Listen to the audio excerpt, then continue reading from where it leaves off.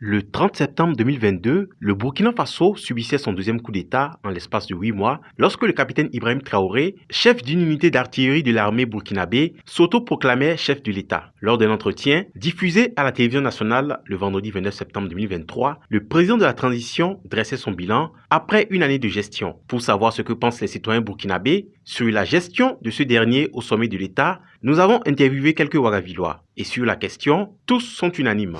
En tout cas, le bilan pour moi, selon moi en tout cas, est assez satisfaisant parce qu'on a de l'espoir, il y a une lueur d'espoir qui est donnée en tout cas à la population à travers les démarches et les actes qui sont posés sur en tout cas le terrain, tant sur le plan sécuritaire que sur aussi les volets politiques et avec nos partenaires à l'extérieur aussi.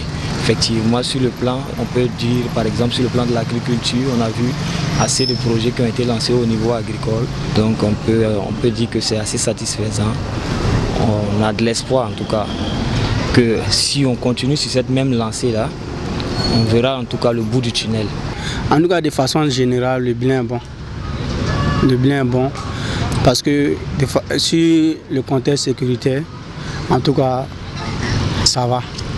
Voilà, donc il y a les équipements, nous-mêmes on voit ici, souvent en ville, il y a les équipements militaires qui passent, c'est-à-dire qu'on est en train de s'améliorer, on aura de l'espoir, la paix va revenir bientôt. Maintenant sur le plan économique aussi, ça va. Avec la construction d'une usine de tomates à Bobo, avec l'amélioration des conditions de vie de la population, il y a quelques déplacés internes qui rejoignent les villages, tout ça on peut dire que non, de façon générale, c'est satisfaisant. Je dirais que globalement, on peut avoir une appréciation positive.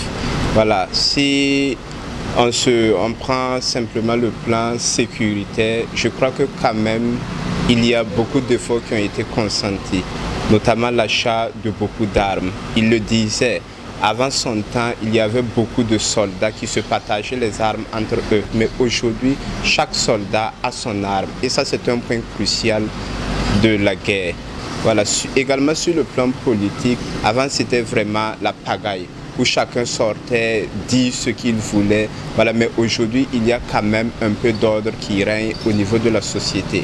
Bon, pour moi, le bilan de manière globale est satisfaisant.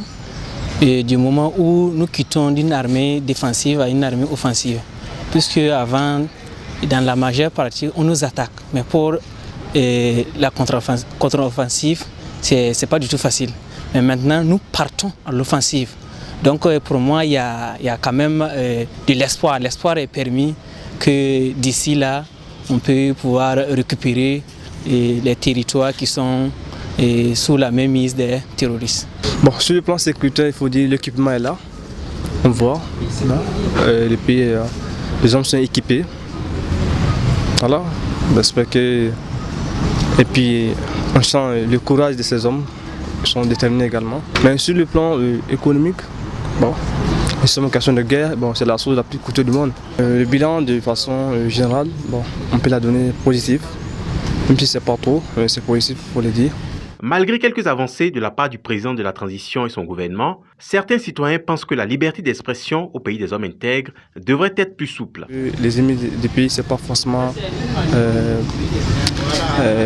les citoyens qui critiquent et qui sont souvent traités comme des apatrides. Et quiconque commence à critiquer de nature vue comme un apatride. Et puis, plus que ça continue, plus la liberté de l'expression est comprimée. La liberté des citoyens. Parce que j'ai dit ça, parce que si on continue dans cette allure à traiter une catégorie de personnes apatrides qui donnent leur point de vue, je me dis que ce serait un peu compliqué dans l'avenir. Parce que tout citoyen s'exprime, il critique, le citoyen critique pour qu'il y ait une amélioration. Voilà.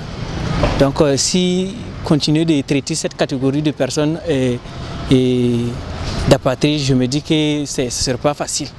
Le Burkina Faso est touché par une crise sécuritaire et humanitaire depuis plusieurs années. La crise sécuritaire a occasionné la mort de plusieurs civils et forces de défense et de sécurité. Depuis sa prise de pouvoir il y a une année, le capitaine Ibrahim Traoré a fait de la sécurité son cheval de bataille. Boama TV L'autre télé by ProOrg.